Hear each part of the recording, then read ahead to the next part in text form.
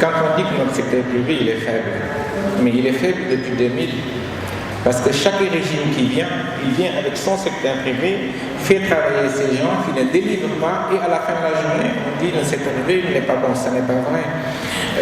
Les routes en Sierra Leone, au Mali, au Libéria, en Guinée ont été construites par des entreprises sénégalaises. Aujourd'hui, ces entreprises ont des problèmes pour avoir des travaux d'entretien routier dans notre pays. Et c'est tout le sens du Ubuntu dont on parle, c'est arriver à redresser. Ceux qui ont fait les villes comme au Gabon, en Guinée équatoriale, ce sont les maçons sénégalais. Donc ce problème de capacité de réaliser des travaux ne se pose pas. Vous prenez l'Arena.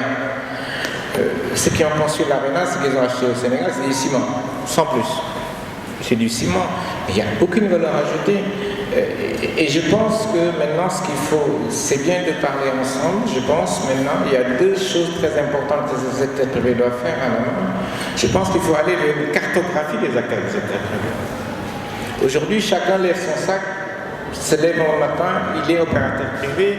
Après, on ne sait pas qui fait quoi. Je pense que ça, c'est la première chose. Maintenant, il faut également, à mon humble avis, aller vers l'État. Ça ne va pas être facile, c'est difficile. Je pense que j'ai travaillé avec UNIR pour qu'on puisse rencontrer certains. Je pense qu'Ader l'a dit, la population de notre pays est multipliée par 2 tous les 25 ans.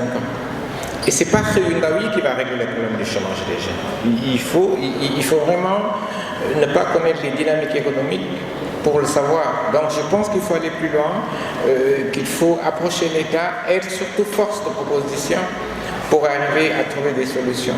Je ferai une note de cette réunion au président de la République, je pense, mais il faut continuer. Je pense qu'il faut continuer dans cette logique, travailler ensemble, parler d'une seule voix. Et je pense qu'on arrivera à trouver une solution. Si ça ne fonctionne pas, ça n'est pas seulement l'État, mais c'est tout le monde.